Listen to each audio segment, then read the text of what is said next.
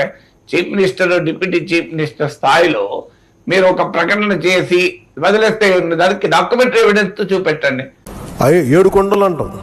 7 కొండలు ఎందుకు, నీకు 2 కొండలు చాలు. 2 కొండలు 7 కొండలు కాదంటే నా స్టాండ్ ఒకటి. ఎవరైనా 7 కొండలు 2 కొండలుగా తగ్గిస్తే దానికి సంబంధించిన జీవో చూపెట్టారు. వట్టిగా స్టేట్మెంట్ ఇస్తే లాభం లేదు. రాజశేఖర రెడ్డి టైంలో 7 కొండలు 2 కొండలు చేశారని సీఎం, డిప్యూటీ సీఎం స్టేట్మెంట్ ఇచ్చారు. దానికి సంబంధించిన డాక్యుమెంటేషన్ చూపెడితే అయిపోతుంది కదా. 7 కొండలుగా గుర్తించిందే రాజశేఖర రెడ్డి, అన్యమత ప్రార్థనలను నియంత్రించిందే రాజశేఖర రెడ్డి. జీవో 746, 747 చూపెట్టింది. ఈ 2 జీవోలను రద్దు చేస్తానని చంద్రబాబు నాయుడు ఎలక్షన్ టైంలో ప్రామిస్ చేశాడని. ఇప్పుడు ఎవరికైనా నేను చెప్పేది, ఈవెన్ చంద్రబాబు నాయుడుకైనా పవన్ కళ్యాణ్కైనా, మీరు వేసే ప్రతి ఆరోపణకు ఒక డాక్యుమెంటరీ ఎవిడెన్స్ తో రండి. ఏదో మీరు స్టేట్మెంట్ ఇస్తాం అయిపోతుంది. మరి ఎలా అంటారు, హోంమంత్రి నుండి తిరుమల లడ్డు తిని ఆరోగ్య సమస్యలు వచ్చాయంటారు.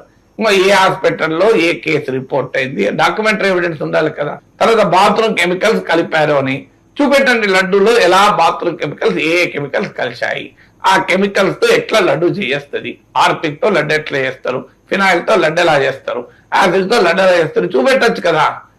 మీరు ఒక స్టేట్మెంట్ ఇచ్చి అంత పవిత్రమైన వాటిపైన ఇష్టమైనట్టుగా స్టేట్మెంట్లు ఇచ్చి వదిలేస్తే ఎట్లా చెప్పండి, ఎట్లా చేస్తారు. సో అందువల్ల అది ఏదైనా మీరు ఒక స్టేట్మెంట్ మీ రాజకీయ ప్రత్యర్థుల పైన చేసేటమేలో, అది చంద్రబాబు అయినా, జగన్ అయినా, పవన్ అయినా, కమ్అట్ విత్ సమ్ డాక్యుమెంటేషన్. వట్టిగా గాలిలో మాటలని మేము బట్టగాల్చి మీదేస్తామంటే రావడం లేదు. పొలిటికల్ అవసరాల కొరకు స్టేట్మెంట్స్ కాదు, ఖచ్చితంగా వాటిని ఆధారాలతో ముందు పెట్టండి.